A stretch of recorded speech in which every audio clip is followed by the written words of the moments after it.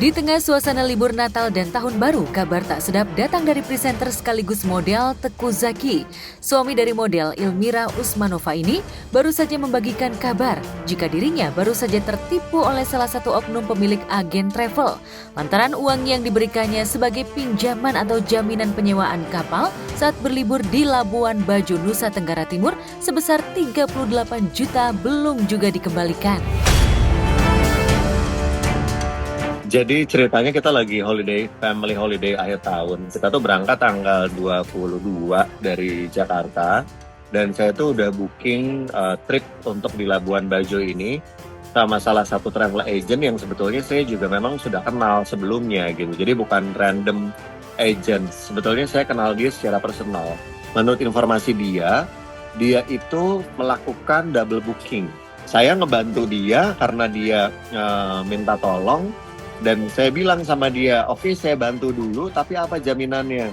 Dia bilang, saya kasih KTP deh. KTP gimana? Orang dia kan ada di Lampung, dia tidak ada di Labuan Bajo gitu. Akhirnya saya bilang, ya udah kamu bikin surat perjanjian, dan saya tidak mau transfer sebelum saya melihat dulu wujud kapalnya ada atau enggak gitu. Nah akhirnya boleh tuh saya ke kapal dulu, walaupun kapalnya tidak sesuai dengan ekspektasi. Di foto tuh bagus banget kapalnya semua. Pas nyampe ke sana tuh kapalnya, ya sorry to say lah, untuk saya kurang memadai lah, walaupun misalnya si kapalnya tuh sama gitu kan. Udah nyampe kapal saya transfer tuh uang yang dia minta. Saya transfer uang yang dia minta karena kapal saya tuh udah semua di dalam kapal keluarga, itu nggak jalan-jalan. Ya, sebelum hari Natal tiba, Teuku Zacky berlibur ke Labuan Bajo. Pada sesi liburan itu, Teuku Zacky ditawarkan untuk menggunakan kapal kecil untuk melintasi lautan indah di sana dengan biaya sewa yang sudah dipatok dan disepakati. Namun sebagai jaminan, Teuku Zacky harus memberi pinjaman ke pemilik agen travel dengan uang sebesar 38 juta. Namun, Teuku Zacky kecewa karena kapal yang disewanya malah mogok di tengah laut Labuan Bajo, hingga nasibnya terkatung-katung di tengah lautan. Bahkan, baterai kapal hangus sehingga mesin kapal tak berfungsi. Alih-alih ingin berlibur, Teuku Zacky malah nelangsa dengan kondisi kapal yang disewanya. Mogok tuh bukan sekali dua kali. Yang pertama kali itu akinya meledak. Akinya meledak. Aduh, kenapa nih? Udahlah, saya bawa fun aja gitu. Bawa fun, mungkin nanti nggak akan kenapa-napa lagi gitu. Sekali oke, dua kali, tiga kali udah menyebalkan gitu kan. Janjinya gitu untuk pengembalian uangnya yang trip selanjutnya gitu. Terus tanda tangan surat yang saya minta tuh belum dikirim-kirim juga gitu. Kesal dengan pelayanannya, Teuku Zacky pun akhirnya pulang dengan rasa kecewa. Namun, ketika hendak menagih uang yang sudah disetor sebesar 38 juta kepada salah satu oknum pemilik travel, Zacky tak mendapat balasan. Bahkan media sosial oknum agen travel tersebut sempat menghilang. Karena tak ada itikat baik, Teuku Zacky pun sempat memposting kasus ini di akun Instagram miliknya. Setelah itu, barulah pemilik agen travel ini merespon dan berjanji akan mengembalikan uang milik Teuku Zacky pada 31 Desember 2024 nanti. Tepatnya, batas akhir pengembalian di malam tahun baru nanti. Lantas benarkah jika sampai batas tanggal yang sudah disepakati itu, jika uang Teuku Zacky tak kembali, suami Ilmira ini akan menempuh jalur hukum? Dia janji, bukan minta saya. Dia janji akan balikan kemarin, cuman itu juga sampai sekarang belum dibalikin. Saya tanya itu juga belum di follow up atau belum ada kejelasannya juga. Cuman saya tuh kalau misalnya dia tidak menepati janji sampai tanggal yang emang dia tentukan sendiri, saya paling akan datengin ke sana sih, ke tempatnya.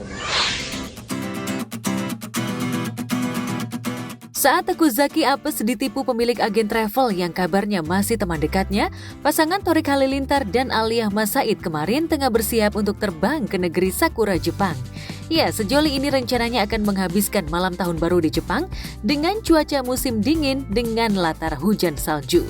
Lantas, berapa hari rencananya sejoli ini akan menghabiskan waktu di Jepang? Kemana ini?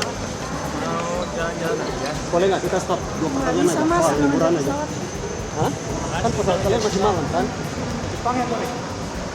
Kayak sampai Januari. Januari. Bang Ata juga sana juga. Iya. Keluarga semua. Keluarga semua akan ikut nonton. Mungkin ya. Hari ini sih aku berdua doang.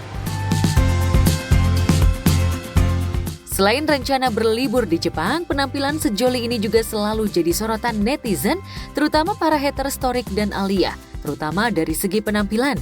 Beberapa momen ketika tampil berdua, outfit yang dikenakan Torik dianggap para haters tak serasi dengan tampilan Alia yang lebih berkelas dengan gaun dan jinjingan serba branded.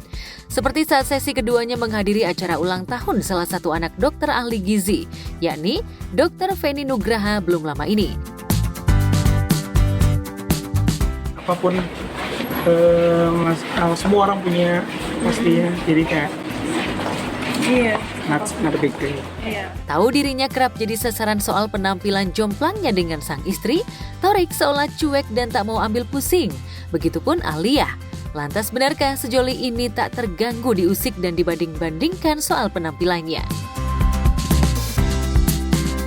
Kalian akan menghabiskan waktu tahun baru di sana kah?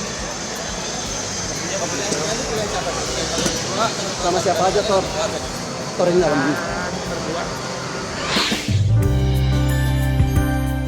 Diusik dan dibanding-bandingkan terutama soal penampilan memang tak nyaman. Bahkan, tak seharusnya netizen toksik membandingkan penampilan, apalagi syarat menyindir urusan fisik. Dan tak kalah jadi sasaran gunjingan warganet, YouTuber Ria Ricis juga pernah mengalaminya sebagai wanita yang dibanding-bandingkan dengan wanita lainnya. Namun masa itu sudah berlalu, kini Ricis lebih fokus untuk bahagia. Dan untuk mengisi kebahagiaannya kemarin, YouTuber wanita nomor wahid di tanah air ini bertolak untuk berlibur ke negeri tirai bambu Cina. Ricis mengajak putri semata wayangnya Moana untuk menghabiskan melewati tahun baru di sana. Lantas, apa saja barang-barang yang disiapkan Ricis untuk keperluan di sana, terutama untuk menghadapi musim salju?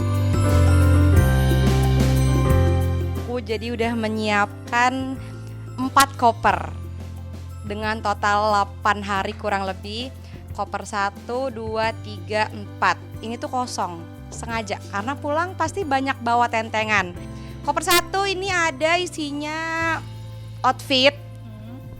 Ini udah disiapkan sengaja satu paket sepasang-sepasangnya, jadi memang sengaja bawahan atasan kerudung satu. Pokoknya satu baju, satu outfit udah disiapin gitu. Ada hair dryer. Ini yang paling penting ya, karena nanti katanya kita akan mendengar banyak huru-hara ya, kabar-kabar dari Indonesia yang buruk-buruk tutup. Tuh, jadi kita nggak dengar nih huru-hara di Indonesia. Sengaja bukan buat dingin salju, bukan. Supaya kita nggak dengar kabar-kabar buruk dari Indonesia. Nih, jadi kita tutup pakai ini nih. Jadi kita fokus liburan aja. Jadi ini bukan buat anget supaya enggak, ya bukan.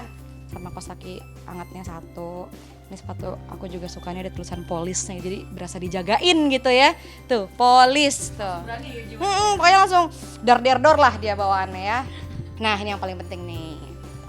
Duit cash ya. Nih kalau teman-teman ntar netizen subscriber aku ada nitip-nitip nih, biasanya duitnya pakai ginian, jadi belanjanya cash aja. Soalnya terakhir waktu aku ke Cina kita nggak bisa gesek karena katanya sistemnya takut bocor, datanya bocor atau aku nggak ngerti, jadi kita bawanya cash aja.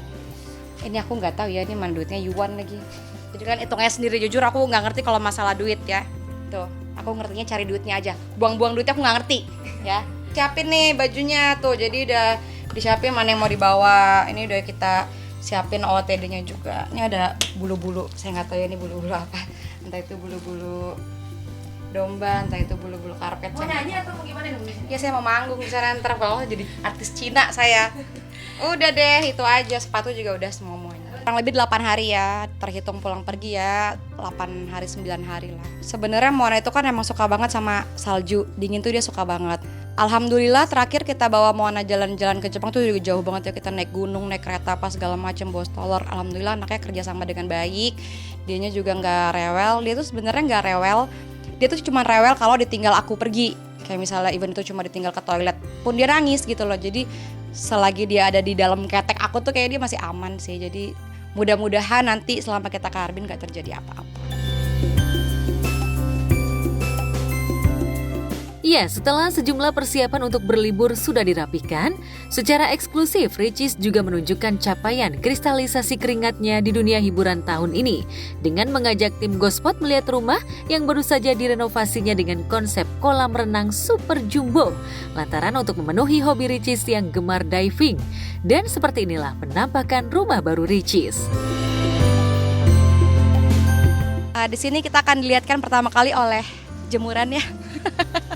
Jadi jangan harap rumah besar itu tidak ada jemuran, tentu ada jemuran seperti biasa. Ini kita masuk pertama itu, ini masih belum jadi sih, ini masih sangat berantakan ya. Kita didatangkan oleh sebuah apa nih namanya nih? Apa ya, tiang menjulang tinggi. Iya, itulah pokoknya. Itu tuh kenapa aku mau gini, ada kayak gini-gini tuh. Aku tuh dulu tuh bermimpi pengen punya rumah tuh yang kayak castle gitu loh, kayak kerajaan-kerajaan, walaupun ini yang nggak terlalu besar lah, tapi menurut aku dengan adanya si tiang menjulang tinggi ini menandakan rumah ini alhamdulillah cukup besar. Yang paling viral nih, yang paling rame di TikTok MM-an viewers itu kolam renang 5 meternya. Ya, ayo kita main ke kolam renang 5M ya, 5M. Ayo Cing, Cing. Izin ya Om, lewat izin ya. Selamat datang di kolam renang 5M yang orang-orang pada ini ya kayak ini yakin, itu yakin, bla bla bla segala macam. Jadi pada pro dan kontra soal kolam renang 5. Iya. Sebenarnya nggak 5 meter sih, cuma berapa? 2,5 ada Om. 270, coba karena kita konten ya, jadi kita bilangnya 5 meter, kadang aku bilang 10 meter.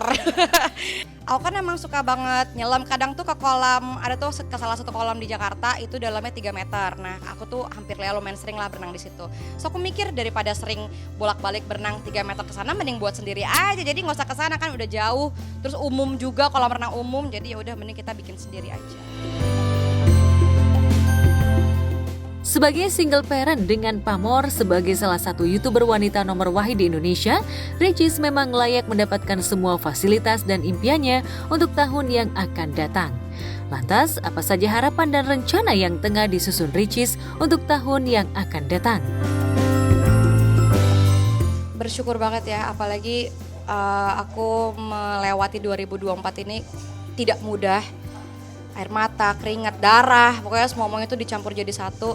Cuman alhamdulillah banget di penghujung tahun ini Allah kasih berkah, dan rezeki itu kan bukan semata-mata bentuknya uang ya. Rezeki kesehatan, rezeki hati yang bersyukur, rezeki hati yang selalu melihat ke depan, rezeki hati yang selalu melihat ke bawah, selalu bersyukur, selalu ikhlas, itu kan semuanya bentuknya rezeki kan beda-beda. Nah itu alhamdulillah aku merasakan di akhir penghujung tahun ini Allah tuh membukakan hatiku, membukakan pikiranku, dan itu tuh buat aku, menurut aku itu nggak semua orang bisa dapetin. Jadi aku disitu belajar gimana caranya supaya aku nggak jadi orang yang terpuruk terus. Nah jadi akhirnya aku banyak-banyak bersyukur, banyak-banyak memperluas relasi, udah mulai kerja lagi, yang tadinya kerja aku tolak-tolakin, yang tadinya kakak-kakak wartawan aku tolak-tolakin. Nah sekarang tuh udah mulai membuka hati, membuka pikiran, dan udah mulai berusaha berdamai dengan diri sendiri.